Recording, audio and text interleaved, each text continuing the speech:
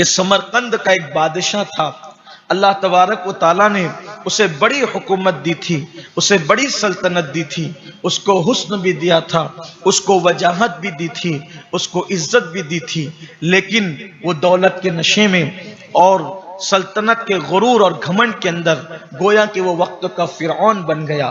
نام کو تو وہ کلمہ پڑھتا تھا، نام کو تو وہ مسلمان تھا، نام کو تو وہ مسلمان کہلاتا تھا، لیکن وہ اس نے معاذ اللہ اپنی ہوا کو یعنی اپنے نفسانی خواہشات کو گویا کہ اپنا معبود بنا لیا تھا، اور اس کی طبیعت میں یہ تھا کہ وہ اپنے سپاہیوں کو، اپنے نمائندوں کو، اپنے چمچوں کو زمین کے اوپر جو اس کی سلطنت تھی وہ بکھیر کر کے رکھتا، اور اس کا حکم تھا کہ جہاں کہیں کوئی خوبصورت لڑکی نظر آئے اس کو اٹھا کر کے میرے محل میں لاؤ، اور ہر لڑکی کو وہ اپنے محل میں جب تک کہ ہوائے نفسانی پوری کرنی ہوتی، نفسانی خواہشات پوری کرنی ہوتی، وہ اس وقت تک اپنے پاس رکھتا، اور اس کے بعد پھر اٹھا کر کے اس کو زندان میں ڈال دیتا تھا۔ یعنی کہ اس کا معمول تھا، ایک دو نہیں، اس نے سینکڑوں لڑکیوں کو اسی طریقے سے زندان میں اور قید خانے میں ڈال رکھا تھا۔ اب سمرقند کے لوگ جب بھی ان کے یہاں بیٹیاں جوان ہوتی تو اس کے خوف سے، بادشاہ کے خوف سے اپنے تہہ خانوں میں چھپا کر کے رکھا کرتے تھے اپنی بیٹیوں کو۔ سمرقند میں ایک وقت ایسا بھی آیا، سمرقند میں ایک وقت ایسا بھی گزرا کہ اسی سمرقند میں کبھی امام بخاری جیسے لوگ جو ہیں درس حدیث دیا کرتے تھے، اور حدیث کی محفل سجتی تھی تو ہزاروں لوگ وہاں حدیث کا درس حاصل کرنے آتے تھے۔ اور ایک وقت سمرقند میں ایسا بھی آیا، وقت کی اور حالات کی ستم ظریفیاں اور وقت کا پلٹا کھانا، کروٹیں بدلنا، کہ اسی سرزمین پر ایسا آوارہ، عیاش اور اوباش بادشاہ بنام مسلم آیا کہ اس کے خوف سے لوگ اپنی بیٹیوں کو تہہ خانوں میں چھپا کر کے رکھتے تھے۔ لوگ جو چھپا کر رکھتے تھے وہ کامیاب ہوتے تھے، اور پھر بادشاہ کے گزرنے کا وقت آتا تو احتیاط کیا جاتا تھا، لیکن ایسا ہوا اب وہ نفس پرست، اس لیے کہ جس کے اندر گناہ کا جذبہ جڑ پکڑ جائے پھر وہ مذہب کو، مسلک کو، عزت کو، دین کو، دھرم کو پیٹ کے پیچھے پھینک دیتا ہے۔ وہ بھیس بدل کر اس نے گھومنا شروع کیا۔ سمرقند کے بادشاہ نے بھیس بدل کر، فقیروں کی طرح کپڑے پہن کر اس نے گلیوں میں گھومنا شروع کیا، تاکہ لوگ میرے خوف سے کہ بادشاہ کی سواری گزر رہی ہے، بادشاہ کے نمائندے گزر رہے ہیں تو تہہ خانوں میں لڑکیاں چھپا کر کے رکھتے ہیں، جب میں اکیلا بھیس بدل کر کے پھروں گا تو لوگ اپنی لڑکیاں تو نہ چھپا سکیں گے۔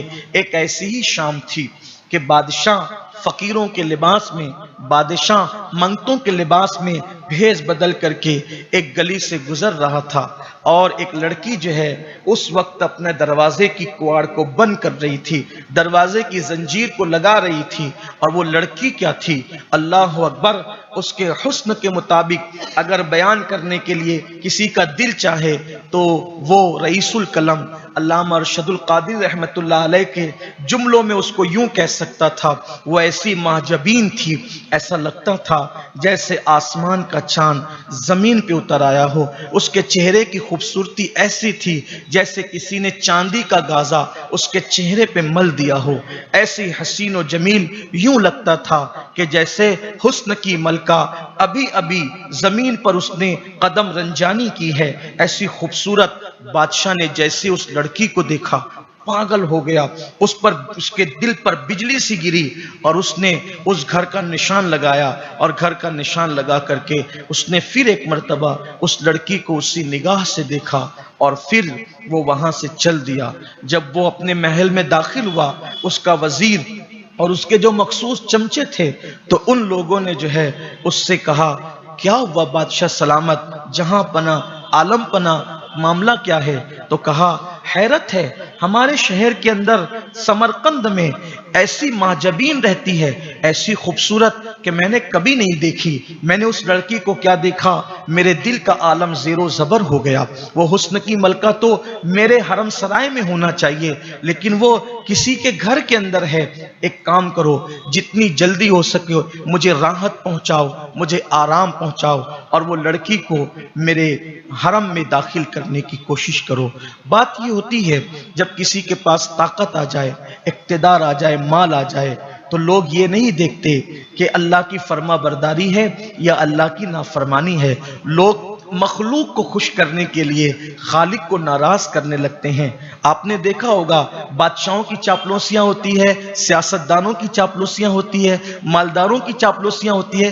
ایک جملہ یاد رکھنا، کسی مرد درویش، کسی مرد قلندر نے جملہ کہا تھا، مخلوق کو خوش کرنے کے لیے خالق کو کبھی ناراض نہ کرنا، اس لیے کہ خالق جس سے ناراض ہوتا ہے مخلوق اس سے کبھی راضی نہیں ہوتی۔ اس لیے مخلوق کو راضی کرنے والے اور خالق کو ناراض کرنے والے، ان کا حال یہ ہے وہ دنیا میں بھی نقصان اٹھاتے ہیں اور آخرت میں بھی نقصان اٹھاتے ہیں۔ جب اس کے وزیر کو پتا چلا کہ بادشاہ کو کوئی لڑکی پسند آ گئی، نشان لگا دیا گیا، تو وزیر نے کہا جہاں پناہ ہم تو آپ کے لیے ایک لڑکی کیا ہے، یہ مہجبین کیا ہے، یہ خوبصورت لڑکی کیا ہے، ہم تو آسمان کے تارے بھی اگر آپ توڑ کر لانے کا حکم دیں تو آپ کے قدموں کی راہ گزر بنا دیں آسمان کے تاروں کو۔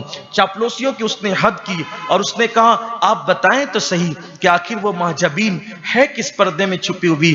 اس نے بتایا فلاں فلاں مقام پر فلاں فلاں علاقے میں نے اس کو گھر کا دروازہ بند کرتے دیکھا ہے۔ بس اتنا ہی تھا، ایسے میں جو ہے وہ بادشاہ کے کارندے اس کے دروازے پر پہنچے، دروازے پہ دستک ہوئی، دروازے پہ دستک ہونی تھی، دروازہ کھلا، ایک بوڑھا آدمی دروازہ کھولتا ہے اور اس کے بعد بادشاہ کے سپاہی کہتے ہیں ابھی اسی وقت آپ کو بادشاہ نے طلب کیا ہے اپنے محل میں اور اپنے دربار میں۔ اس کا پورا وجود کانپا، اس نے کہا ٹھیک ہے تم چلو، میں ابھی آیا۔ بادشاہ کا حکم تھا، بادشاہت تھی، بلایا گیا تھا۔ جیسے ہی وہ دروازہ بند کر کے اندر کی طرف آیا، چہرے کا رنگ فک ہو چکا تھا، چہرے کا رنگ اتر چکا تھا۔ خوبصورت سی مہجبین بھتیجی نے اپنے چچا سے پوچھا چچا آپ کا رنگ فک کیوں ہو گیا ہے، آپ کا رنگ کیوں اڑ گیا ہے؟ کہا بیٹی اس وقت بادشاہ نے مجھے اپنے دربار میں طلب کیا ہے۔ اس نے کہا ہائے اللہ یہ کیا ہو گیا؟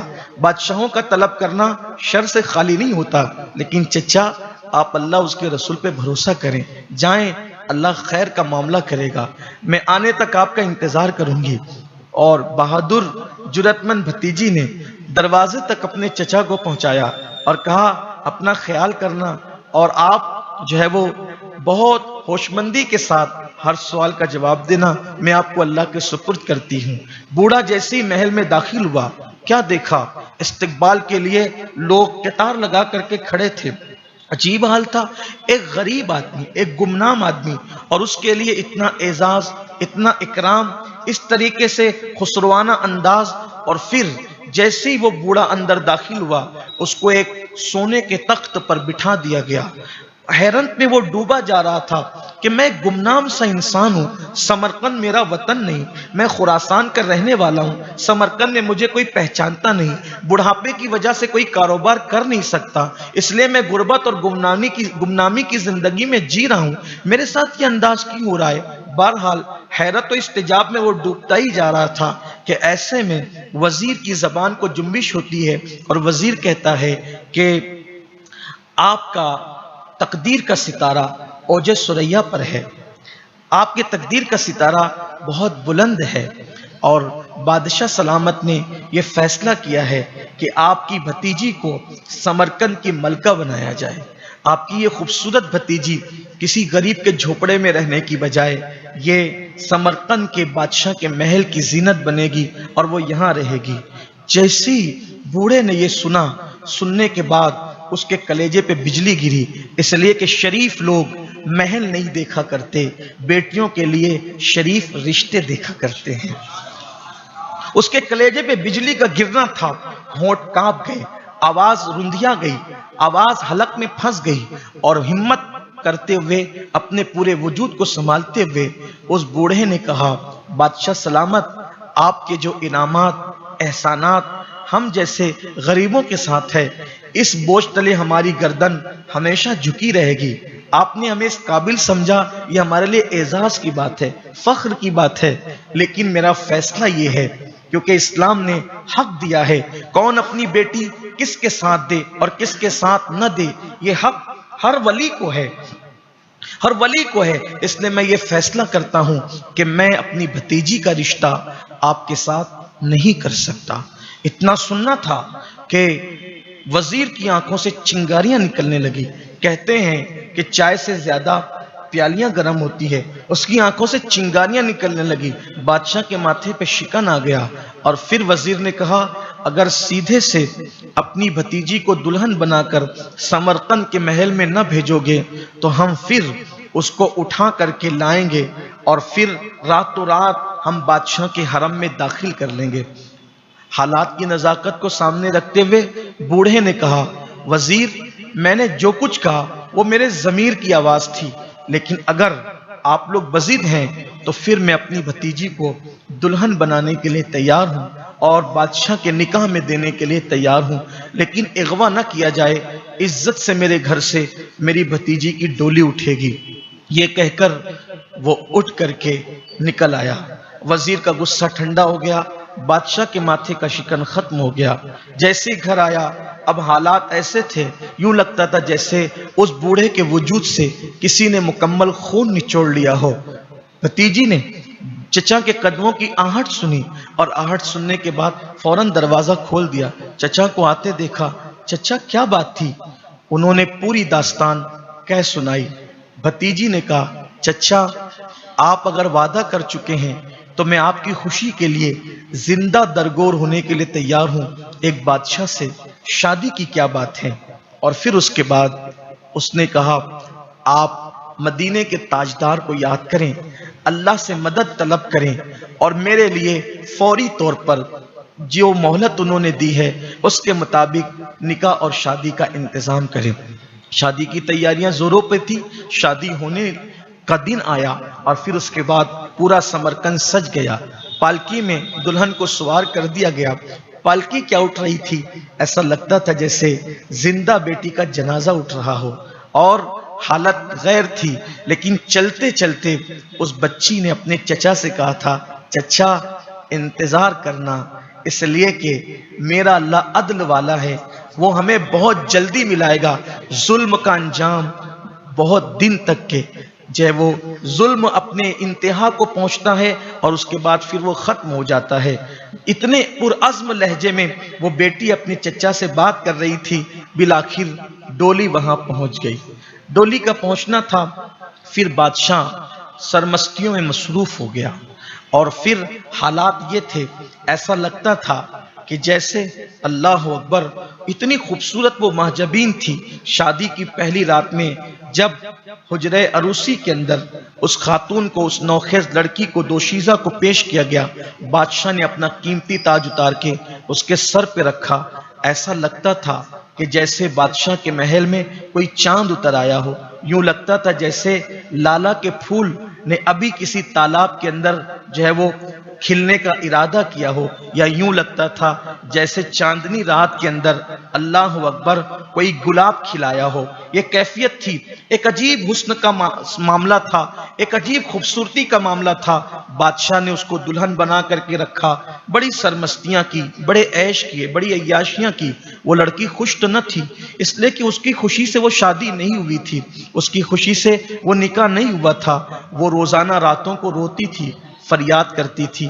وجہ یہ تھی کہ وہ اپنے علم و یقین کے اعتبار سے ایک باپ کی یتیم بیٹی تھی، ماں بھی انتقال کر چکی تھی اور اس کے علم و یقین کے اعتبار سے اس کا باپ بھی انتقال کر چکا تھا، اور پھر وہ چچا کے ساتھ سمرقند میں رہتی تھی اور وہ روزانہ رو رو کر کے راتوں کو دعائیں کرتی تھی، اللہ نجات کی کوئی راہیں پیدا فرما، اللہ نجات کا کوئی انتظام فرما۔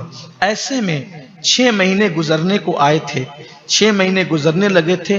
بادشاہ کا حال یہ تھا کہ ایک لمحہ بھی اس کے بغیر نہیں رہتا، ہر وقت اسے ساتھ رکھتا، تخت پہ ساتھ بٹھاتا، اس کی ہر خواہش کا احترام کرتا، حالانکہ وہ کوئی خواہش کرتی بھی نہ تھی، اس لیے کہ وہ بجھی بجھی رہتی تھی، لیکن بادشاہ کا حال ایسے تھا جیسے بھورا کلیوں کے بغیر نہیں رہتا، جیسے تتلیاں باغوں کے بغیر نہیں رہتی، جیسے پھول کے بغیر خوشبو کا تصور نہیں ہوتا، جیسے مچھلی کو پانی کے بغیر نہیں رکھا جا سکتا تھا، یہی حال بادشاہ کا تھا۔ مثال دی جاتی تھی بادشاہ کتنا بیوی سے پیار کرتا ہے، محبت کرتا ہے، لیکن جیسے ہی 6 مہینے آئے اب وہ محبتیں، وہ سرمستیاں، وہ محبتوں کی انگڑائیاں، وہ محبتوں کا باغپن دھیرے دھیرے رخصت ہونے لگا۔ ایسا لگا جیسے چاندنی راتیں جو ہے وہ اللہ اکبر گہناتی جا رہی ہے۔ ایسا لگتا تھا جیسے سورج کی کرنوں کو کسی نے گہن کی طرف موڑ دیا ہے، ایسا لگتا تھا جیسے گلستاں کی بہاروں کو کسی نے خزاں کی طرف موڑ دیا ہے۔ اب نہ وہ محبت ہے، نہ وہ پیار ہے، نہ وہ الفت ہے۔ ایک دن بات سامنے آئی، آج بادشاہ کچھ دن کے لیے شکار کے لیے روانہ ہوں گے۔ ایسے میں ایک کنیز آتی ہے اور آنے کے بعد اس 6 مہینے کی نئی نویلی دلہن کے سامنے ایک بات رکھتی ہے، بی بی جی میں دیکھتی ہوں کہ آپ راتوں کو عبادت کرتی ہیں، آپ تہجد پڑھتی ہے، آپ دعائیں مانگتی ہے، روتے روتے آپ کے آنسو پوچھتے پوچھتے آپ کا آنچل بھیگ جاتا ہے۔ آپ کے تقوی، آپ کی پرہیزگاری اور آپ کی خدا رسیدی کی بنیاد پر پورا محل آپ کا معتقد ہو گیا ہے۔ ایک آپ کے اعتقاد کی بنیاد پر میں محل کا ایک راز سربستہ آپ پر کھولنا چاہتی ہوں۔ میں بادشاہ کی بڑی چہیتی کنیز ہوں اور یہ بات محل میں میرے سوا کسی کو نہیں پتا ہے۔ آپ جانتی ہیں کہ آپ سے پہلے بھی بادشاہ کی بیویاں ہوئی ہے، لیکن ان کا انجام کیا ہوا آپ کو پتا ہے؟ جب بھی بادشاہ کا دل بھر جاتا ہے تو وہ ان کو زندان میں ڈال دیتا ہے۔ ایک تہہ خانہ ہے، زندان ہے، قید خانہ ہے، وہاں پر ان کو ڈال دیا جاتا ہے۔ اس کے بعد کبھی وہ باہر نہیں آتی، پھر اس کے بعد کسی نئی لڑکی کا انتظام ہوتا ہے۔ مگر چونکہ آپ بہت متقی ہے، پرہیزگار ہے، پارسا ہے، میرا دل چاہتا ہے کہ آپ ایک مرتبہ زندان کی سیر کریں، آپ اس قید خانے کی سیر کریں۔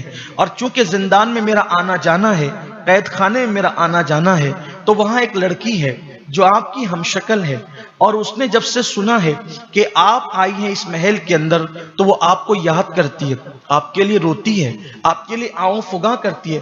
پتہ نہیں کیسے اس کو پتا چلا اور اس سے آپ کا رشتہ کیا ہے۔ بی بی آپ زندان کی سیر کرنا پسند کرے گی؟ اس نے کہا اگر میں کسی کے دکھ کا مداوع کر سکوں تو انسان کے دکھوں میں کام آنا اس سے بڑھ کر کیا عبادت ہو سکتی ہے، میں بالکل زندان کی سیر کے لیے تیار ہوں۔ اس نے کہا بادشاہ سلامت، عالم پناہ شکار کے لیے جانے والے ہیں، اس کا فائدہ اٹھا کر میں نصف شب کے بعد آپ کو زندان کی سیر کرانے کے لیے لے جاؤں گی۔ اور اس کے بعد اس کی باتوں میں وہ آ گئی، اس کا دل اس طرف کھنچنے لگا، اس کے دل سے کھوک اٹھنے لگی کہ اتنی ساری لڑکیاں، اتنی ساری عورتیں ایک زندان میں بے قصور قید ہیں، تہہ خانے کے اندر بند ہے، ان کے ساتھ یہ ظلم ہے کہ میں ان کو چھڑا سکتی ہوں، میں ان کے لیے کچھ کر سکتی ہوں۔ اس کو یہ زوم تھا، اس کو یہ خیال تھا کہ بادشاہ میری بات نہ کاٹے گا، نہ ٹالے گا، ہو سکتا ہے میں کسی کا مداوع کر سکوں۔ لیکن شاید وہ بیچاری نہیں جانتی تھی ہوس پرست لوگ کسی کے نہیں ہوتے، ہوس پرست لوگ کسی کے ساتھ وفا نہیں کر سکتے۔ وہ محبت کے جال میں تو بہتوں کو پھانستے ہیں، لیکن ان کے پاس اصلاً محبت نہیں ہوتی، پیار نہیں ہوتا۔ بالآخر لوگ جو سیدھے ہوتے ہیں، مومن ہوتے ہیں، ایمان والے ہوتے ہیں، متقی ہوتے ہیں، ان کی طبیعت میں سادگی فطرتاً موجود ہوتی ہے۔ وہ لڑکی، وہ نئی نویلی دلہن زندان کی سیر کے لیے تیار ہو گئی۔ رات کا انتظار ہونے لگا، اس نے تہجد کی نماز ادا کی اور کنیز کا انتظار کرنے لگی۔ کنیز آئی اور چپکے سے ہاتھ میں مشعل لیا اور زندان کی سیر کے لیے روانہ ہو گئی۔ جیسے ہی ٹیڑے ترچے راستوں سے اور اندھیرے راستوں سے زندان کے زینے اندر تہہ خانے کی طرف وہ اترنے لگی، چلتے چلتے ایک مقام آیا۔ کنیز نے کہا بی بی یہاں پر پہرے دار کھڑے ہیں اور وہ مرد ہیں، مجھے ایسا لگتا ہے کہ کسی نامحرم کی نظر آپ کے چہرے پر نہیں پڑنا چاہیے، اگر ان کی نظر پڑ گئی یہ آپ کے تقوی کے خلاف ہوگا، آپ نقاب ڈال لیں اور آپ میرے کندھے پہ ہاتھ رکھیں اور پھر میرے ساتھ چلیں۔ میں آپ کو زندان کے اندر پہنچانے کے بعد اور جب وہ گزر جائیں گے سپاہی، تو میں چونکہ آتی جاتی ہوں، کنیز ہوں، میرے لیے پردے کا کوئی معاملہ نہیں ہے، لیکن آپ ملکہ ہیں اس پوری سلطنت کی اور حکومت کی، اور بڑی متقیہ اور پرہیزگار بھی ہیں آپ، اس لیے آپ کو ایسا کرنا چاہیے۔ اس نے کہا بہت اچھا۔ اس نے چہرے پر نقاب کیا ڈالا، آنکھوں پر بھی گویا کہ پردہ ڈال دیا. کنیز کے کندھے پہ ہاتھ رکھ کر اس کے سہارے سے وہ چلنے لگی. خدا معلوم وہ کہاں جا رہے تھے, کسے پتا تھا کہ وہ کس طرف سفر کر رہے تھے. بالآخر ایک دستک ہوئی اور اس کے بعد دروازہ کھلنے کی آواز آئی, اور پھر اس کے بعد اس نے زندان کے اندر قدم رکھا. قدم رکھنے کے بعد کہا بی بی اپنے چہرے سے نقاب ہٹا دے. اس نے چہرے سے نقاب ہٹایا. اندھیرا تھا, تاریکی تھی, مشعل جل رہی تھی, دور دور ایک ایک کمرے تھے اور ایک لمبا سلسلہ تہ در تہ بنا ہوا تھا دریوں کے اعتبار سے. ایسے عالم کے اندر جیسی وہ اندر کی طرف داخل ہوئی, اندر کی طرف داخل ہونے کے بعد وہاں پر عورتیں بیٹھی ہوئی تھی, مغموم سوگواری کے عالم میں رو رہی تھی, بلبلا رہی تھی, سسکیاں لے رہی تھی. کچھ اپنے انداز میں تھی کیونکہ وہ قید خانہ تھا. اللہ کسی کو قید خانہ نہ دکھائے, اللہ کسی کو زندان نہ دکھائے. جیسے اس نے قدم رکھا, ایک ادھیڑ عمر کی عورت اٹھ کر کے کھڑی ہوئی. اس کے ساتھ دوسری عورتیں بھی جو بہت ساری اس زندان کے اندر موجود تھی, وہ سب کے سب اٹھ کر کے کھڑی ہوئی. اور کھڑی ہونے کے بعد انہوں نے کہا آپ کو محل میں آئے ہوئے کیا 6 مہینے ہو گئے؟ آپ کو محل میں آئے ہوئے 6 مہینے ہو گئے؟ تو اس ادھیڑ عمر کی عورت سے ملکہ نے پوچھا تمہیں کیسے پتا چلا کہ مجھے محل میں آئے 6 مہینے ہو گئے؟ کہا کہ جب کسی کو محل میں آئے 6 مہینے ہو جاتے ہیں تو اس وقت اس کو اس زندان میں لا کر کے ڈال دیا جاتا ہے. اس نے کہا مگر میں تو ملکہ ہوں اور میں زندان کی سیر کے لیے آئی ہوں اور میں تمہاری مدد کے لیے آئی ہوں, میں تمہاری بپتا سننے کے لیے آئی ہوں, میں تمہارے حالات جاننے کے لیے آئی ہوں تاکہ میں تمہاری مدد کا انتظام کر سکوں. مجھے یہاں ایک کنیز نے لائی ہے, وہ میرے تقوی پر, میری پرہیزگاری پر بڑی عقیدت مند ہو گئی تھی. کہا وہ حرافہ, وہ ظالم سب کے ساتھ ایسے ہی کرتی ہے اور سب کو اسی طرح ورگلا کے لاتی ہے, اور جیسے ہی وہ خاتون زندان میں قدم رکھتی ہے وہ غائب ہو جاتی ہے. بس جیسے یہ سنا کہ وہ غائب ہو جاتی ہے, اس نے پیچھے مڑ کر کے دیکھا زندان کا دروازہ بند ہو چکا تھا اور وہ کنیز بھی وہاں سے غائب ہو چکی تھی. انجام کی پرواہ کرتے ہوئے اس کی تو چیخ نکل گئی اور اس نے سوچا کہ میرے ساتھ یہ ہوا, ملکہ بنا کر میرے ساتھ یہ ہوا, میں نے سوچا بھی نہیں تھا میرے ساتھ اتنا بڑا دھوکہ ہوا. اس نے چیخ ماری, زمین پہ گری, بے ہوش ہو گئی. اس کو ہوش نہ رہا, بے ہوش ہو گئی. زندان کی قیدی عورتوں نے اس کے چہرے پہ پانی چھڑکا. پانی چھڑکنے کے بعد اس سے کہا ملکہ بی بی جان نہ کھپاؤ, اب تمہارا مقدر یہی زندان ہے. تم سے پہلے ہمارے ساتھ بھی ایسا ہی تھا. دیکھو ہمارا حسن, ہماری خوبصورتی, ہماری رعنائیاں نچوڑ لی گئی اور لا کر کے زندان میں رکھ دیا گیا. آپ کو 6 مہینے ہو گئے, آپ کو بھی زندان تک پہنچا دیا گیا اور اب کسی دوسری کا انتظام کیا جا چکا ہوگا. ہوس پرست بادشاہ اور نفس پرست بادشاہ کا معمول یہی ہے کہ وہ 6 مہینے سے زیادہ کسی کو اپنے ساتھ نہیں رکھتا.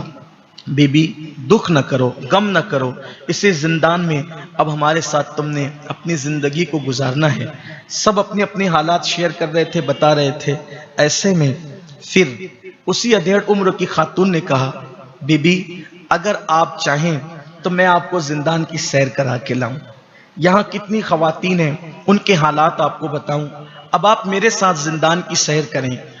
اگر آپ چلیں گی, ملیں گی لوگوں سے, خواتین سے, ان لڑکیوں سے, دیکھنا ان کا حسن کیا ہے, خوبصورتی کیا ہے, اور پھر ان کے حالات سننا کس طریقے سے ان کو یہاں لایا گیا ہے. اس نے کہا اگر آپ میرے ساتھ چلیں گی تو آپ کا دل بھی بہل جائے گا, اور اب رہنا تو ہمیں یہی ہے, دل بہلانے کی کوشش کرو. اس نے سوچا, ملکہ نے سوچا ٹھیک ہے چلتے ہیں. چلتے چلتے کبھی اس سے ملے, کبھی اس سے ملے, کبھی اس سے ملے. آگے بڑھے, جو آخری کمرہ تھا اس کمرے کے اندر کسی کی سسکیوں کی آواز آ رہی تھی اور ادھر ملکہ کا دل کھچ رہا تھا. کوئی رو رہا تھا, فریاد کرنے والا فریاد کر رہا تھا اور سسکیوں کی آواز تھی, دل ادھر کھچ رہا تھا. ایسے میں ملکہ نے کہا ادھر یہ کون ہے؟ ایسا لگتا ہے یہ کوئی اللہ والی ہے, اس کی طرف میرا دل مائل ہوتا ہے, اس کی طرف میرا دل کھچتا ہے. کیا کچھ دیر میں یہاں رک سکتی ہوں؟ ادھیڑ عمر کی عورت نے کہا زندان تو ہمارے ہی لیے ہے, آپ جتنا چاہیں یہاں رک سکتی ہے.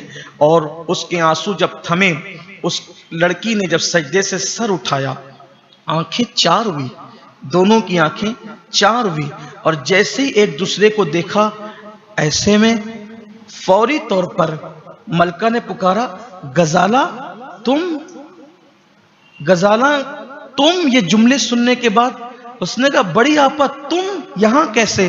اور دونوں ایک دوسرے کو لپٹ کر کے زار زار رونے لگی، بہت روئی۔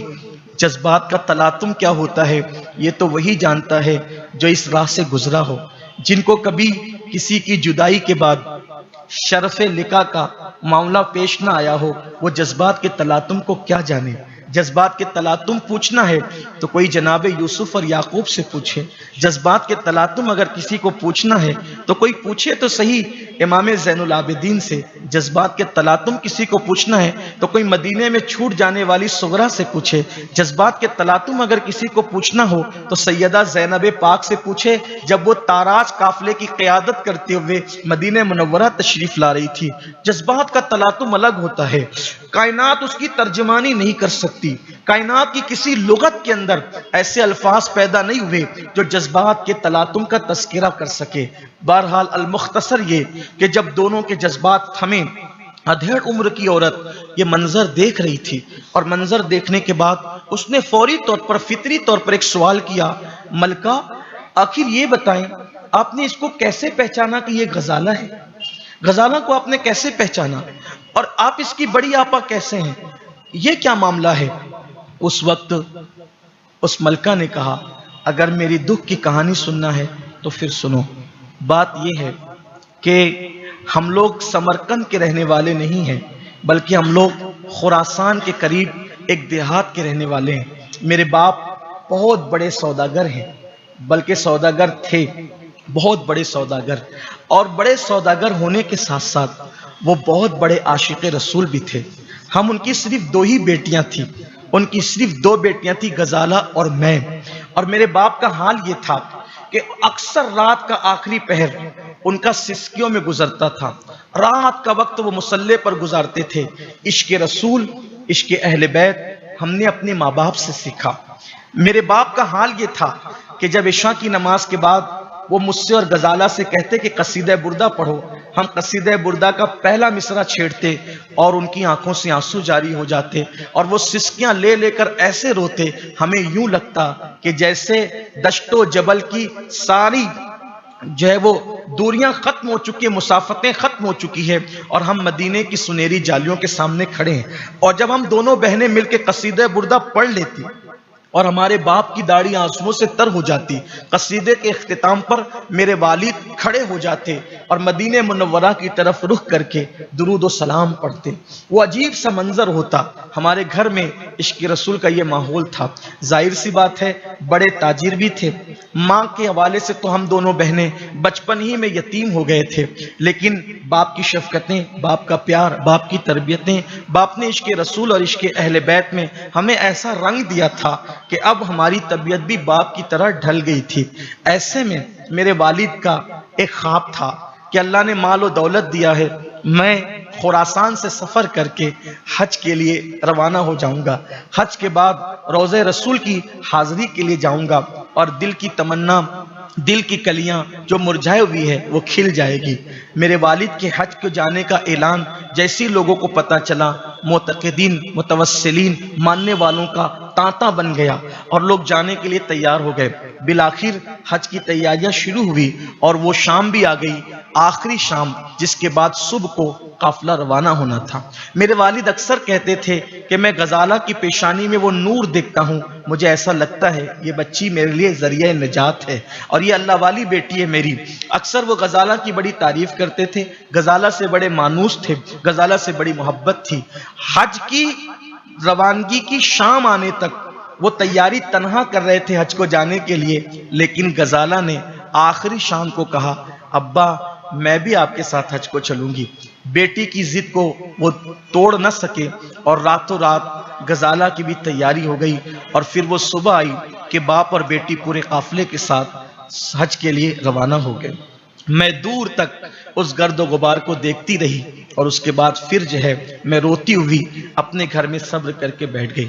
چونکہ میں اکیلی تھی، میرے والد نے مجھے چچا کے سپرد کر دیا، میرے حج سے آنے تک تم اپنے چچا کے ساتھ رہنا۔ پھر یہی ہوا، اطلاعات آتی رہی قافلہ آ رہا ہے، قافلہ آ رہا ہے، 8 دن میں قافلہ آئے گا، 6 دن میں قافلہ آئے گا۔ حتیٰ کہ قافلے کے آنے کی اطلاع جب شروع ہوئی، میں نے گھر سجایا، اپنے باپ کی بیٹھک سجائی، اور میں گھڑیاں گنتی تھی میری غزالہ اور میرے والد کب آئیں گے اور میں ان کا استقبال کروں گی۔ بالآخر اطلاع ہوئی قافلہ کل آ رہا ہے، قافلہ صبح آ رہا ہے۔ اور ایسا ہی ہوا، جب قافلہ صبح کو خراسان کے علاقے میں اس دیہات میں داخل ہوا، سارے حاجی تو آ گئے، لیکن کسی نے آ کر مجھے اطلاع کی، اللہ تمہیں صبر عطا کرے، جب ہم حج سے واپس آ رہے تھے ڈاکوؤں نے تمہارے باپ کو اور غزالہ کو شہید کر دیا۔ سفر حج میں تمہارے والد اور تمہاری بہن شہید ہو گئی۔ اب حالات یہ تھے، ایسا لگا جیسے دل پر بجلی سی گری، لیکن صبر کے سوا چارہ کیا تھا؟ کچھ نہیں۔ ایسے میں پھر میں صبر کرتی رہی۔ میرے چچا بھائی کے انتقال کے بعد اتنے مایوس ہوئے کہ پھر وہ خراسان کو چھوڑ کر کے سمرقند آ گئے، اور جب سمرقند آ گئے، سمرقند آنے کے بعد میں اپنے چچا کے ساتھ رہنے لگی، اور چچا کے ساتھ رہنے کے بعد پھر اس محل میں آئی، اور اس نے پھر پوری داستان بتائی، اور آج زندان میں ہوں۔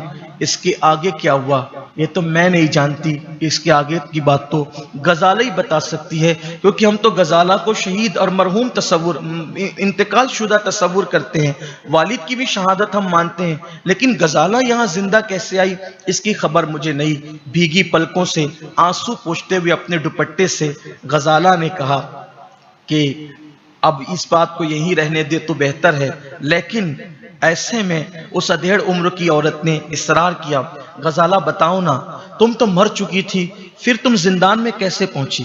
مرنے کے بعد کوئی زندان میں کیسے پہنچ سکتا ہے؟ سفر حج میں تمہارا انتقال ہوا۔ غزالہ نے بتایا، ہم سفر حج کر کے واپس آ رہے تھے، ایسے میں ہمارا قافلہ جنگلوں سے گزرتا ہوا، گھنے جنگلات سے گزرتا ہوا نکلا۔ جنگل کا سلسلہ اتنا دراز تھا کہ 3 دن تک مسلسل ڈاکوؤں کے خوف سے قافلہ چلتا رہا۔ بالآخر چلتے چلتے قافلہ تھک گیا، اور جب قافلہ تھک گیا تو پھر یہ فیصلہ ہوا اب ہم نے یہیں پر رک جانا ہے، آرام کرنا ہے۔ میرے والد کی عادت تھی کہ وہ حاجیوں کے ساتھ قیام نہیں کرتے تھے، اور لوگ بھی ان کے احترام اور ان کی بزرگی کی وجہ سے ان کے ساتھ قیام نہیں کرتے تھے۔ اوروں کے خیموں سے دور ہٹ کر کے میرے والد ہمارا خیمہ لگاتے تھے تاکہ رات کی عبادت میں کوئی خلل نہ آئے اور آپ رات کو اطمینان کے ساتھ عبادت کر سکے۔ وہی رات تھی، رات کا آخری پہر تھا۔ میرے والد آنسوؤں سے اپنا منہ دھو رہے تھے، آہو بکا میں مصروف تھے، اور میں والد کے قریب سو رہی تھی۔ اچانک گھوڑوں کے ٹاپوں کی آواز آئی، میں ان ٹاپوں کی آواز سے بیدار ہوئی، اور پھر میں نے اچانک ایک آواز سنی، جلدی کرو یہ وہی خیمہ ہے۔ اور پھر اتنا سننے کے فوراً بعد میں نے دیکھا کہ کمن ڈالی گئی مجھے اور میرے والد کو اسی حالت میں، جبکہ میرے والد مصروف عبادت تھے، اور میں ابھی لیٹ کر کے اس خوف سے اٹھ بیٹھی تھی۔ ہمیں سنبھلنے کا موقع بھی نہیں ملا اور کمندوں سے باندھ دیا گیا۔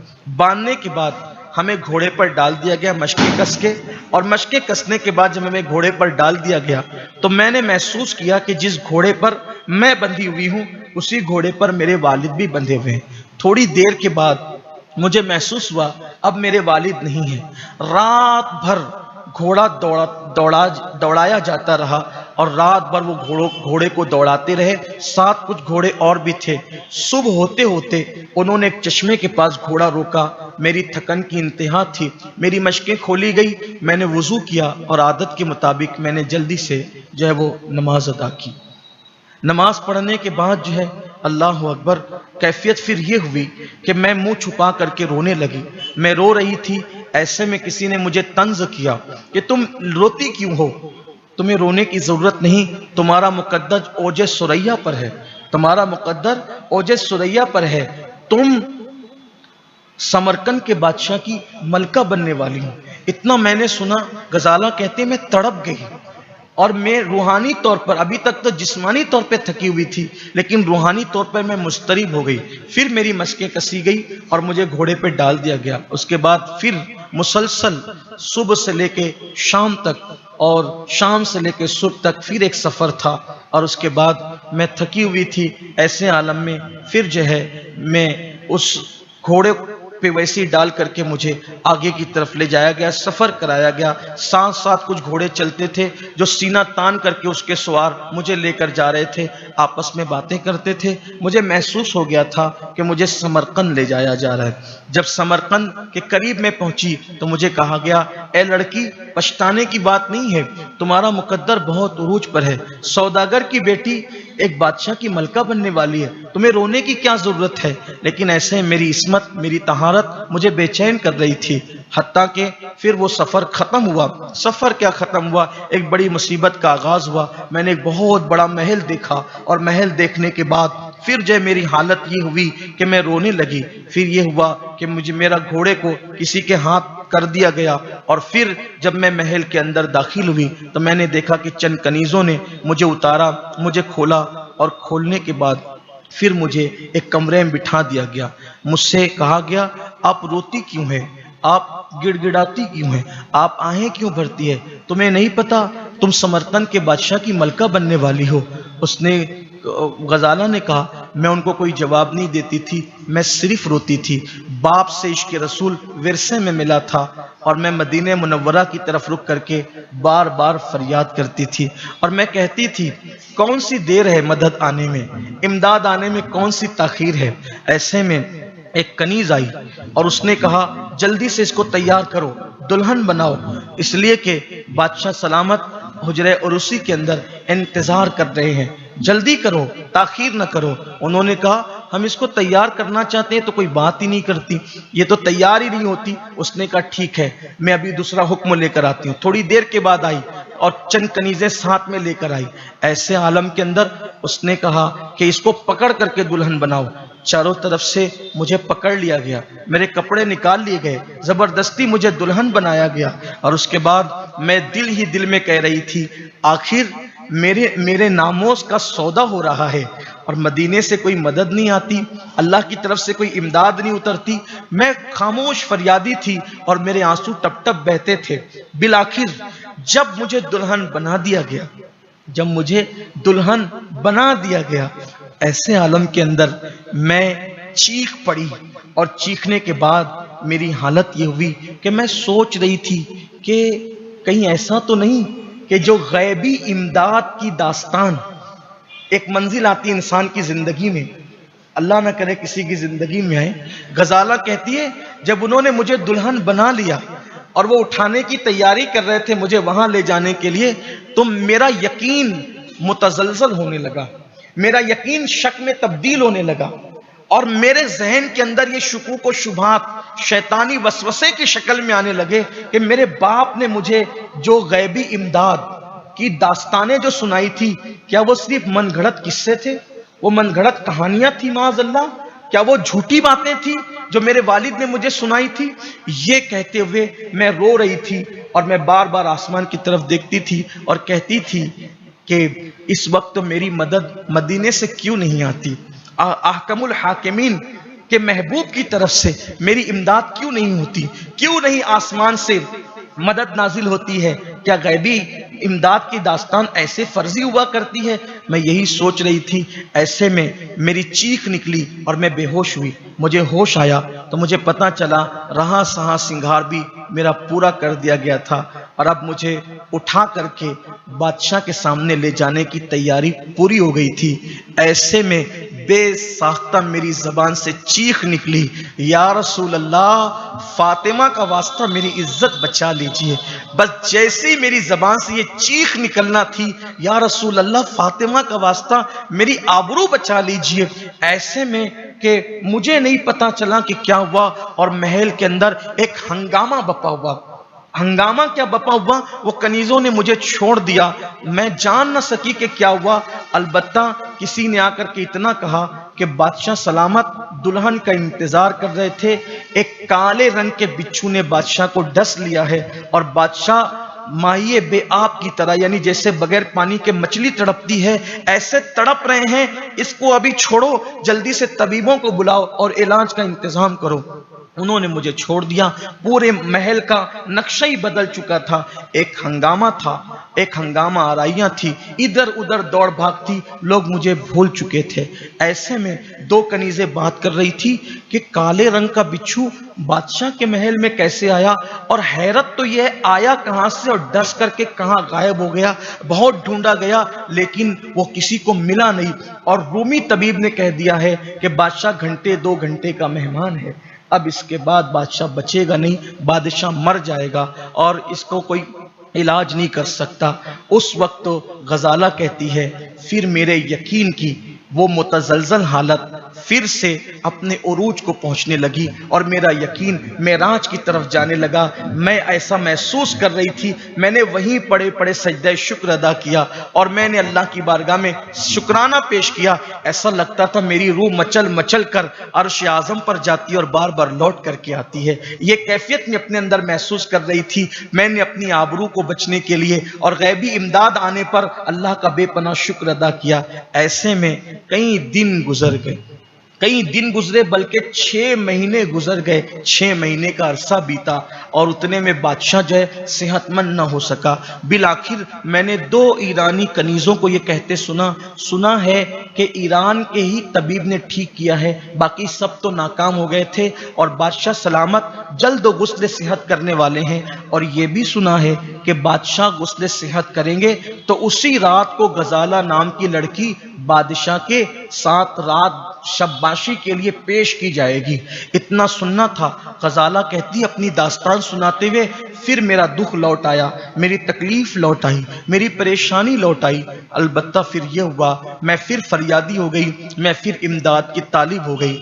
ایسے میں پھر جب غسل صحت کا دن آیا، تیاریاں شروع ہو گئی۔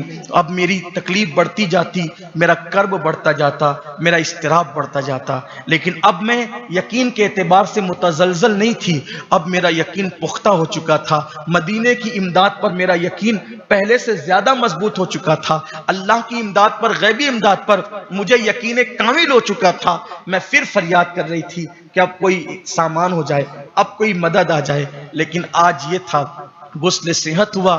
ایسے میں پھر کہا گیا اس کو جلدی سے دلہن بناؤ، اور آنے کے بعد ان خنیزوں نے کہا دیکھو 6 مہینے تک محل میں رہی ہو، اب تو تم محل کے ماحول سے مانوس ہو چکی ہوگی، اس لیے تم بادشاہ کے ساتھ رات گزارنے کے لیے تیار ہو جاؤ۔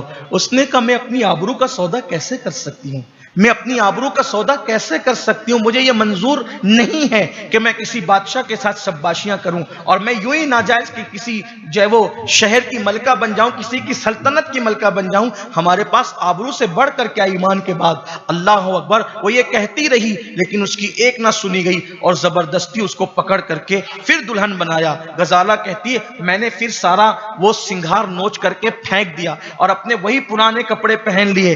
پھر وہ اس کی ایک کنیز آئی بادشاہ کی اور کہا یہ اگر ایسے چلنے کے لیے تیار نہیں ہے تو اس کو اسی حالت میں بغیر سنگھار کے، یہ ہے اتنی خوبصورت، اسی حالت میں لے کر کے بادشاہ کے حجرے میں داخل ہو جاؤ۔ اور بادشاہ بس ان قریب اپنے حجرے میں آئیں گے، اٹھا کر کے اس کو حجرے میں رکھ دیا گیا۔ اور جیسے وہ حجرے میں پہنچی، ایک کنیز آ کر کہتی ہے بادشاہ چوکھٹ سے گزر رہے، ان قریب حجرے میں آنے والے، کھڑی ہو جاؤ، انتظار کرو۔ وہ کہتی ہے میں نے مدینے کے سلطان کو کہا یا رسول اللہ اب آپ کی دہائی ہے، اگر آپ آبرو نہ بچائیں گے تو کون بچائے گا، آپ عزت نہ بچائیں گے تو کون بچائے گا۔ ادھر میں دہائی دے رہی تھی لیکن بچنے کی کوئی امید اب نظر نہ آتی تھی، لیکن یقین تھا جیسے کہا گیا اب توپ کی سلامی ہو رہی ہے، مبارکبادیاں قبول کی جا رہی ہے، بس اب بھی اور تھوڑی ہی دیر کے اندر وہ حجرے میں داخل ہونے والے ہیں۔ اب میرا یقین پھر متزلزل ہونے والا تھا۔ ایسے میں اس سے پہلے کہ میرا یقین متزلزل ہوتا، کوئی آنے والا نہیں آیا، دھڑام کی آواز آئی اور پھر ساری کنیزیں باہر کو بھاگی۔ کسی نے اندر آ کر بتایا بادشاہ اندر کی طرف آ رہے تھے، زینے سے پیر پھسلا اور وہ گرے اور بے ہوش ہو گئے ہیں۔ اور اس کے بعد پھر جو ہے وہ میں اللہ کا شکر ادا کرنے لگی۔ پھر مجھے نہیں پتا کہ مجھے کس وقت اس زندان کے اندر لا کر ڈال دیا گیا۔ پھر میں ابھی زندان میں آ گئی اور اس قید خانے میں میں برسوں سے اس پر رو تو رہی ہوں کہ میں زندان میں ہوں، لیکن خوش ہوں کہ میرے اللہ نے میری مدد کی، میرے نبی نے میری مدد کی، اور بالآخر میری عزت اور آبرو محفوظ ہوئی، اور میرے اندر یہ یقین پیدا ہوا کہ اگر انسان مصیبت میں ثابت قدم رہے، اگر انسان جو ہے وہ تکلیفوں میں ثابت قدم رہے تو اللہ کی مدد ضرور آتی ہے، مدینے سے نصرت ضرور آتی ہے۔ اور آج بھی اب میں ہر دن اس بات کا انتظار کر رہی ہوں، فریاد کرتی ہوں راتوں کو، یا رسول اللہ، زندان میں قیدی بن کر کے پڑی ہوئی ہوں، مدد فرمائیں۔ اور میں اپنے آپ کو سنہری جالیوں کے پاس محسوس کرتی ہوں۔ اور پھر وہ سب رونے لگی، اور غزالہ کے ساتھ اس کی بڑی بہن جو ملکہ تھی اس کو بھی کمرے میں بلا لیا گیا، دونوں بہنیں ایک ساتھ رہنے لگی۔ چند دن ہی گزرے تھے کہ غزالہ اچانک خواب سے بیدار ہوئی، اور خواب سے بیدار ہونے کے بعد کہا، آپا جان، کہا کہ او نصیب کی دشمن، اب بتا کیا تکلیف سنانا چاہتی ہے؟ کہا آپا، میں نے خواب دیکھا ہے کہ ایک گھوڑوں کا نہ ختم ہونے والا سلسلہ ہے، اور جس پر نوجوان، بہت خوبصورت نوجوان، اونچی کلگی والے، جن کے سر پر سفید نورانی تاج سجے ہوئے ہیں، ان کو میں نے دیکھا، اور اشارہ ہو رہا ہے کہ گویا کہ ہماری مدد آ رہی ہے، وہ ہماری مدد کو آ رہے ہیں۔ کہا اللہ تیرا خواب مبارک کرے، لیکن اس زندان سے میں کون چھڑائے گا؟ تو کہا یقین کر اللہ کی مدد آئے گی، مصطفیٰ جان رحمت مدینے سے مدد کریں گے۔ اب بھی امداد کا سلسلہ جاری ہے، کوئی ان کو پکار کر تو دیکھے۔ بس زندان کے اندر گویا کہ ایک ماحول تھا، اور پھر انتظار ہو رہا تھا کہ مدد آئے گی۔ ایسے میں زندان میں جو 2 ٹائم کا کھانا ملتا تھا وہ 1 ٹائم ہو گیا۔ کنیز سے پوچھنے پہ پتہ یہ چلا ہے کہ سلطنت پر حملہ ہونے والا ہے، سمرقند پر، اس لیے غلہ محفوظ کیا جا رہا ہے، اور 2 ٹائم کا کھانا 1 ٹائم کر دیا گیا ہے۔ جب حملے کا خطرہ ختم ہو جائے گا واپس زندان میں آپ کو 2 ٹائم کا کھانا دیا جائے گا۔ یہاں کھانے کا دکھ نہیں تھا، خوشی اس بات کی تھی کہ آنے والی یہ فوج جو ہے وہ لوٹ مار والی فوج نہیں ہے، بلکہ اللہ کی مدد ہے۔ چند دن کے بعد ایک صبح ایسا ہوا کہ زندان کی دیواریں دہلنے لگی، اور زور زور سے گھوڑوں کے ہنہنانے کی آواز آنے لگی۔ ایک کنیز چیختی چلاتی آئی کہ شہر پر حملہ ہو گیا ہے، اور بہت بڑی فوج نے حملہ کر دیا ہے۔ اور اس کے بعد جیسے ہی غزالہ نے سنا، غزالہ ایک عاشق رسول، ایک بہادر پڑھی لکھی وہ لڑکی تھی، اس نے کہا آپا وہ لوگ آ گئے۔ زندان کے قیدیوں سے کہا اب تم قید نہیں رہو گی، وہ آ گئے جن کے لیے دعائیں کی جا رہی تھی، رات بھر سجدے کیے جا رہے تھے، مزگاں پر جن کو قیامت کے لیے آنسوؤں کے سوغات سجائی جا رہی تھی وہ آ گئے ہیں، یہ لوٹ مار والے لوگ نہیں ہیں۔ ایسے میں غزالہ نکلی، اب کوئی پہرے دار نہ تھا، ہڑبنگ مچی ہوئی تھی۔ غزالہ نے ایک دوپٹہ کمر میں باندھا، ایک سر پہ ڈالا، اور زندان سے مشکل سے نکلتے ہوئے وہ محل میں گئی۔ محل میں کیا دیکھا؟ کوئی کسی کو روکنے ٹوکنے والا نہیں، وہی جو کنیزیں چمچگیری کرتی تھی وہ سہمی کھڑی ہوئی تھی، اور حال یہ تھا کہ سپاہی حواس باختہ تھے، فصیل سے جو ہے وہ داخل ہو چکے تھے، وہ فوجی، دروازہ ٹوٹنے والا تھا، کھلنے والا تھا۔ ایسے میں اس نے کہا ذرا میں وہ اپنے خواب کی تعبیر بھی تو دیکھوں، وہ سفید تاج والے، سفید کلگی والے لوگ کون ہیں؟ اور وہ وہی لوگ ہیں۔ اس نے جیسی برج سے جھانک کر کے دیکھا تو کہا کہ ارے یہ وہی تو لوگ ہیں جن کو میں نے خواب میں دیکھا تھا، اور یہ مدد اور نصرت کے لیے بشارت دی گئی تھی۔ اس کے بعد غزالہ جو ہے وہ انتظار میں کھڑی ہو گئی۔ ایسے میں دروازہ ٹوٹا، اور دروازہ توڑنے کے بعد جب وہ بڑی فوج اندر کو داخل ہو گئی، اندر کو داخل ہوئی، ایک گرجدار آواز آئی، خبردار، محل کی کسی چیز کو ہاتھ نہ لگایا جائے، عورتوں کو نہ چھوا جائے، کنیزوں کو ہاتھ نہ لگایا جائے، کسی بھی چیز کو، صرف سپاہیوں کو پکڑو، اور اس ظالم و جابر بادشاہ کو پکڑو جس نے ہوس پرستی کی بنیاد پر اتنا خرابہ کیا اور نقصان کیا۔ غزالہ کو لگا ارے یہ آواز تو میری جانی پہچانی آواز ہے۔ پھر آواز آئی، خبردار، محل کی کسی چیز پر ہاتھ نہیں ڈالنا، عورتوں کو نہ چھونا، عورتوں کی حفاظت کرنا۔ ارے آواز تو یہ میرے ابا کی آواز ہے، لیکن ابا تو انتقال کر چکے ہیں، ابا تو شہید ہو چکے ہیں۔ قرآن میں کہ شہیدوں کو زندگی ملتی ہے، لیکن ایسی بھی کوئی زندگی؟ جیسی وجود کو دیکھا تو سامنے باپ تھے، اس کے والد تھے، وہی خراسان کا سوداگر جس کی یہ بیٹی تھی وہی تھا۔ باپ کو دیکھا، چہرہ چھپا لیا، مغالطہ تو نہیں ہو رہا ہے، آواز مشابہ ہو سکتی ہے، انداز بھی، چلنا بھی، چہرہ بھی، یہ کیسے ہو سکتا ہے؟ ایسے میں اس کو فوراً خیال آیا، جب میری ماں کا انتقال ہو رہا تھا بڑی آپا اور ہم دونوں بچیاں تھی. ماں نے انتقال کے وقت اپنی یاقوت کی، چونکہ وہ سوداگر تھے، یاقوت کی انگوٹھی اتار کر نشانی کے طور پہ اپنے شوہر کی کانی انگلی میں پہنا دیا تھا. تو ابا ہمیشہ اس کو کانی انگلی میں پہنے رہے تھے اور وہ یاقوت کی انگوٹھی تھی. تو یہ ابا ہی ہیں، وہ انگوٹھی تو دیکھ لوں، کیونکہ ابا تو ہمارے علم اور ایقان میں انتقال کر چکے ہیں، شہید ہو چکے ہیں، ڈاکو نے قتل کر چکے ہیں. تو جیسے ہی وہ انتظار کر رہی تھی کہ وہ انگوٹھی دیکھے، وہ گرجتے ہوئے گیا اور جب واپس پلٹ کر آیا وہ انگوٹھی چمکی. چمکنے کے بعد غزالہ نے آواز لگائی ابا. جیسی آواز لگائی اس نے سوداگر نے پلٹ کر کے بیٹی لپٹا کر کے دونوں ایک دوسرے سے روتے رہے اور اس کے بعد کہا کہ ابا آپ یہاں کیسے؟ آپ تو شہید ہو چکے تھے. کہا بیٹی میں شہید نہیں ہوا تھا، انتقال نہیں ہوا تھا، مجھے میرے نبی کی مدد نے بچایا. لیکن یہ داستان بہت طویل داستان ہے بیٹی، یہ داستان بتانے کا وقت نہیں. اس وقت میری دو ذمہ داریاں بڑی ہے. ایک تو یہ کہ تمہاری بڑی بہن کو تلاش کر لوں، اور دوسرا اس ظالم بادشاہ کو میں جب تک کیفر کردار تک نہ پہنچاؤں گا اس وقت تک میں چین سے نہیں بیٹھ سکتا. مجھ پر کھانا پانی حرام ہے، میں کچھ نہیں کھاؤں گا، کچھ نہیں پیوں گا جب تک اس ظالم بادشاہ کو کیفر کردار تک نہ پہنچاؤں. تم تو مل گئی ہو بیٹی غزالہ، تمہاری بڑی بہن کو بھی ڈھونڈنا ہے. غزالہ نے کہا ابا وہ زندان میں ہے، اور بھی ساری قیدی عورتیں ہیں. تم زندان کا راستہ جانتی ہو؟ ہاں میں جانتی ہوں لیکن صحیح سے نہیں جانتی ہوں، کسی کنیز کو ساتھ لیتی ہوں. کنیز کو ساتھ لیا، زندان میں گئی اور چلانے لگی آپا آپا، ابا آ گئے، ابا انتقال شدہ نہیں ہے، وہ زندہ ہے. ملکہ ہنسنے لگی، یہ اس کا بچپنا ابھی تک نہیں گیا. جیسے زندان کا دروازہ کھلا اس کی بہن نے اپنے باپ کو دیکھا، لپٹ کر کے رونے لگی. وہ جذبات کا پھر وہی تلاطم تھا. ابا آپ تو انتقال کر چکے تھے، آپ یہاں کیسے؟ اور بیٹی یہ داستان بڑی طویل ہے، ابھی اس کو رہنے دو. اس کے بعد سب کو زندان سے باہر کیا اور کہا آج کے بعد تم سب آزاد ہو. تم پر جو ظلم کیا گیا تھا، ظالم طاغوت جو ہے اس وقت کیفر کردار کو پہنچنے کو ہے، وہ قیدی بنایا جا چکا ہے. اس کے ہاتھوں میں ہتکڑیاں ہیں، اس کے پیروں میں بیڑیاں ہیں. جاؤ تم سب آزاد ہو. اور پھر کہا سب غلام آزاد ہیں، سب کنیزیں آزاد ہیں سوائے ان کنیزوں کے جو بادشاہ کی چمچہ گیری اور دلالی کرتی تھی. اور اس کے بعد پھر بادشاہ کو پکڑ لیا گیا. آج سب خوش تھے کہ وہ سارے زندان کی قیدیاں آزاد ہو چکی تھی، ماحول آزاد تھا.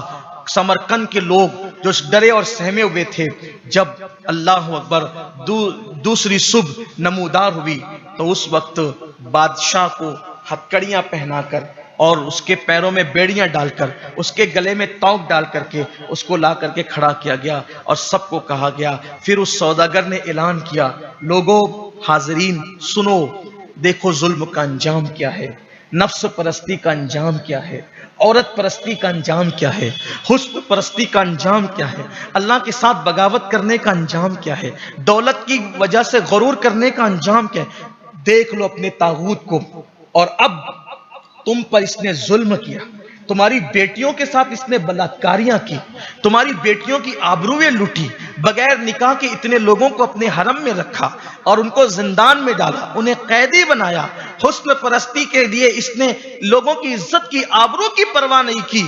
آج تم اس کے منہ پہ تھوکنا چاہو تو تھوکو تاکہ لوگ اس کی ذلت دیکھیں. سب نے بیک آواز کر کے کہا اے اللہ کے بندے، اے مرد درویش، اللہ نے تجھے اس کے لیے سزا بنا کر بھیجا، اتنا ہی کافی ہے، تم خود اس کے لیے سزا مقرر کرو.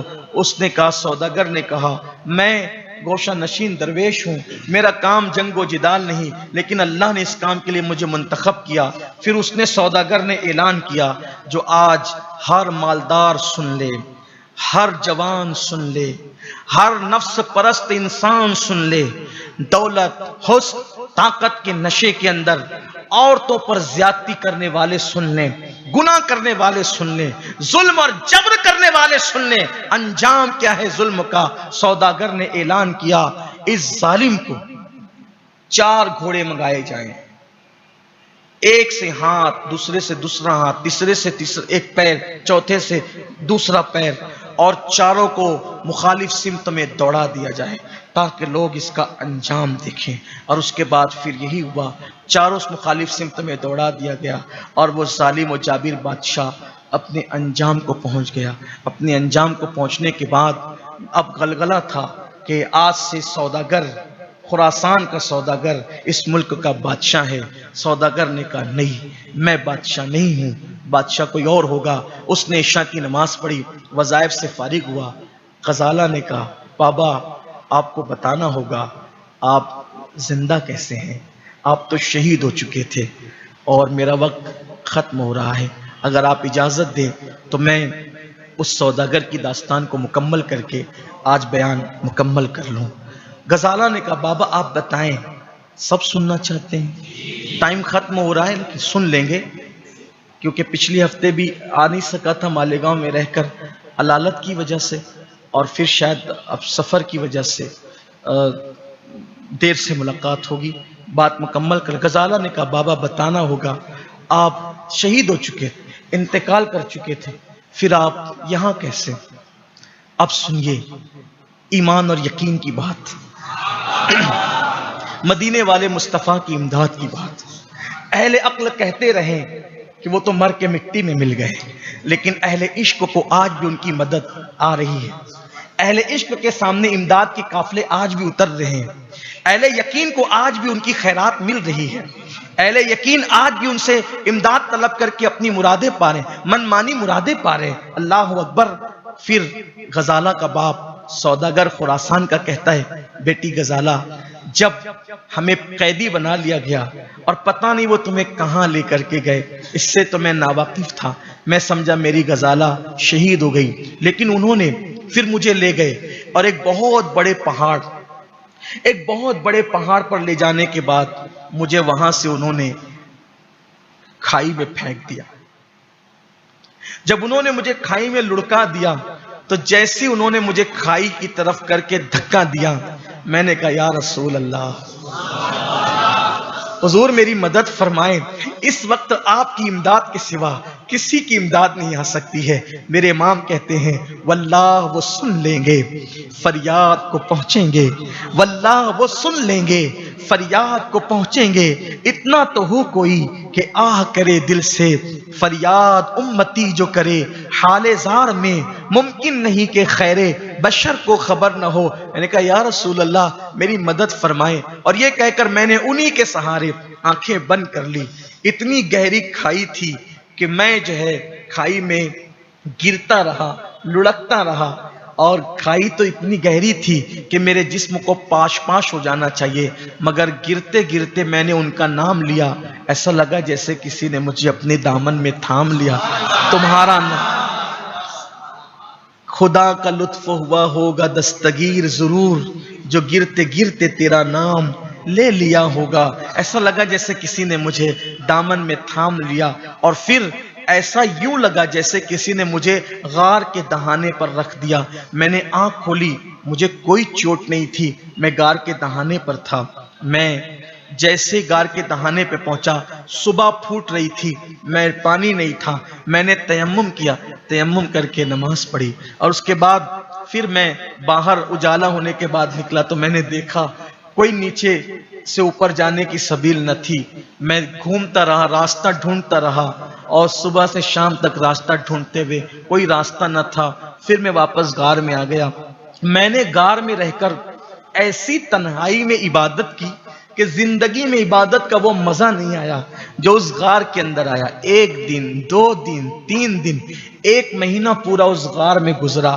ہر رات بس ایک ہی فریاد تھی، اے خاصان رسول وقت دعا ہے۔ یہ کیفیت ہوتی ہے، اور یاد رکھنا جب دل سے پکارو تو ہی مدد آتی ہے۔ نکلنے کی کوئی امید نہ تھی، یہ 1 مہینہ گزر چکا تھا اسی غار میں، نہ پانی ہے نہ کھانا ہے، لیکن امداد اللہ اس کے رسول کی ہے۔ ایسے میں غزالہ کے والد کہتے ہیں خراسان کے وہ سوداگر بیٹی، ایک دن میں نے دیکھا کہ کچھ لوگ پہاڑ سے کمندے ڈال کے نیچے اتر رہے ہیں، کمند ڈال کر نیچے اتر رہے ہیں۔ میں نے انہیں سلام کیا، وہ مجھے آنکھ پھاڑ پھاڑ کے دیکھنے لگے، وہ مجھے آدم زاد نہیں سمجھتے تھے، وہ ڈر رہے تھے۔ جب وہ مجھ سے مانوس ہوئے، میں نے کہا تم یہاں کیوں آئے ہو؟ تو کہا کہ ہمیں پتہ چلا ہے کہ یہاں کے غار کے قریب میں ایسا تریاق موجود ہے کہ اگر منہ میں رکھ لیا جائے تو خطرناک سے خطرناک زہر ہلاہل بھی انسان کو نقصان نہیں پہنچا سکتا۔ اسی تریاک کی تلاش میں ہم یہاں آئے ہیں اور ہمیں وہ مل گیا، پہچان کی انہوں نے، جلدی جلدی نکالا، اور پھر جب وہ مجھ سے مانوس ہو گئے، میں نے اپنی داستان ان کو بتائی، پوری داستان حج کی، اور وہ پوری داستان، تو انہوں نے کہا ہم اوپر جائیں گے، تمہیں بھی لے کر کے جائیں گے۔ بالآخر وہ اوپر گئے اور پھر مجھے بھی کمنڈ کے ذریعے سے انہوں نے اوپر کھینچ لیا۔ میں اوپر گیا، بڑی خاطر و مدارت کی، اور پھر مجھے وہ بستی میں لے گئے۔ میں بستی میں کیا پہنچا، مجھے اطلاع ملی ایک قافلہ مدینہ منورہ جا رہا ہے۔ میں نے سوچا میرا کچھ رہا تو نہیں، سب تو لٹ گیا ہے، اب میں وہاں نہ جاؤں تو کہاں جاؤں۔ میں اس حجاز کی طرف جانے والے قافلے کے ساتھ مدینہ منورہ چلا گیا۔ مدینہ طیبہ پہنچا اور سنہری جالیوں کے سامنے جب جیسے ہی پہنچتا، سلام پیش کرتا، غزالہ کی یاد آتی، میری غزالہ، اور پھوٹ پھوٹ کے رونے لگتا۔ کئی دن تک کے یہی حالات گزرے تھے، کئی دن تک۔ ایک رات مدینہ منورہ میں سو رہا تھا، مقدر بیدار ہوا، میرے آقا میرے خواب میں تشریف لائے۔ بس میری زبان پر غزالہ غزالہ اور غزالہ ہی تھی۔ حضور خواب میں تشریف لائے، آقا نے فرمایا جاؤ ترک میں، جاؤ ترکی میں، جاؤ ترکی کا بادشاہ قسطنطنیہ کے اندر تمہارا انتظار کر رہا ہے، مدینے سے نکلو اور فوراً وہاں جاؤ۔ ترکی کا بادشاہ قسطنطنیہ کے اندر آپ کا انتظار کر رہا ہے، جلدی سے مدینے سے وہاں جاؤ۔ میرا خواب سے بیدار ہوا، میرے اندر ایک طاقت تھی، قوت تھی۔ آخر مجھ گمنام سوداگر کا انتظار ترکی کا بادشاہ قسطنطنیہ میں کیوں کرے گا، میں سوچ رہا تھا، لیکن میرا یقین کہہ رہا تھا مدینے والے مصطفیٰ نے کہا ہے نا جانا ہے، مدینے کے تاجدار آقا نے کہا ہے جانا ہے، بس کیوں انتظار کر رہے ہیں، وہاں جا کے پتا چلے گا۔ میں گھوڑا دوڑاتا رہا، اور جیسے میں قسطنطنیہ پہنچا تو میری ملاقات جو ہے وہ وہاں کے ایک سپاہی سے ہوئی۔ اس نے کہا جلدی جاؤ دارالخلافہ میں پہنچو، وہاں کا بادشاہ تمہارا انتظار کر رہا ہے۔ میں گھوڑا دوڑاتے ہوئے جیسی دارالخلافہ میں پہنچا تو کہہ رہا تھا ارے سوداگر تو کہاں تھا، میں تیرا انتظار کر رہا تھا۔ آپ میرا انتظار کر رہے تھے؟ کہا کہ مجھے تو حضور نے بتایا تو پتا چلا کہ آپ انتظار کر رہے ہیں، میں آ گیا، لیکن آپ انتظار کیوں کر رہے تھے؟ کہا آپ کو بتایا نا کہ قسطنطنیہ جانا ہے، اور مجھے خواب میں آ کر کے کہا کہ سوداگر کی بیٹی، میرے عاشق کی بیٹی غزالہ گم ہو گئی ہے، اور وہ سمرقند کے ظالم اور جابر بادشاہ کے تہہ خانے کے اندر قیدی ہے، فریاد ہو رہی ہے وہاں سے، اس لیے تم اس کے لیے لشکر فراہم کرو اور وہاں چڑھائی کرو، اور اس ظالم اور جابر بادشاہ کا وقت آ گیا اس کو ختم کرنے کا، اور وہاں اس کو فوج دو تاکہ وہ اس کو ختم کر کے اپنی بیٹی کو آزاد کرائے۔ جیسے ہی میں وہاں پہنچا کہ یہ لشکر لے کر کے جاؤ، اللہ کے رسول نے حکم دیا ہے، اور ساتھ ہی یہ بھی حکم دیا ہے غزالہ کو چھڑانا ہے، ظالم کو ختم کرنا ہے، اس طغیان کو ختم کرنا ہے، طاغوت کو ختم کرنا ہے، اور ان لشکر میں جانے والوں سے کہہ دو جو لشکر میں جائے گا وہ فتح اور کامرانی کے ساتھ واپس لوٹے گا۔ تو کہا یہ حضور علیہ السلام نے حکم دیا تھا، اور پھر حضور نے یہ بھی فرمایا جب فتح مل جائے گی اس ظالم کو قتل کر دینا اور اس کی جگہ کسی نیک دل انسان کو بادشاہ بنا کر رخصت ہو جانا۔ تو حضور کے حکم پر یہ سب کچھ ہوا۔ اب ہم جیت گئے۔ بیٹی میں یہاں کا بادشاہ نہیں رہنے والا، میں تو سوداگر ہوں۔ کسی نیک دل آدمی کو بادشاہت کے تخت پہ بٹھایا اور سوداگر اپنی بیٹیوں کو لے کر کے روانہ ہو گیا۔ یہ ہے تاریخ کا وہ واقعہ جس کو ہم نے آج زندان کے سیر کے نام سے بیان کیا۔ ہمارے لیے عبرت ہے، اگر حضور کا کوئی کلمہ پڑھ کے بھی زنا، ظلم اور زیادتی کرے، حضور اس کے خلاف فوجیں تیار کرواتے ہیں۔ اے میری قوم کے جوانوں، اگر طاقت اور قوت کے نشے میں پڑوسیوں پہ ظلم کرو گے، عورتوں پہ پاک کی نظر ڈالو گے، تو جیسے سمرقند کے بادشاہ کے خلاف حضور نے فوجیں تیار کروا دی، اس کے کلمہ پڑھنے کے باوجود تمہارا کیا انجام ہوگا، اس کا خیال کرنا۔ اللہ ہم سب کو توفیق عطا فرمائے، اور مدینے کے سرکار سے ہمارے رشتے کو اللہ مضبوط فرمائے۔ یہاں مظلوموں کو چاہیے کہ وہ اپنا رشتہ قلب حضور سے مضبوط رکھے۔ کوئی کتنا ہی بڑا طاقتور ہوگا، مدینے کی سرکار کو پکارو، ان کے وسیلے سے اللہ کو پکارو، انشاءاللہ مدد ضرور آئے گی، واللہ وہ سن لیں گے، فریاد کو پہنچیں گے۔ اتنا تو ہو کوئی کہ آہ کرے دل سے۔ بہت لمبی داستان کو میں نے شارٹ کرنے کی کوشش کی، اس میں کوئی غلطی ہو تو اللہ تعالیٰ معاف فرمائے۔ وما علینا الا البلاغ۔ السلام علیکم۔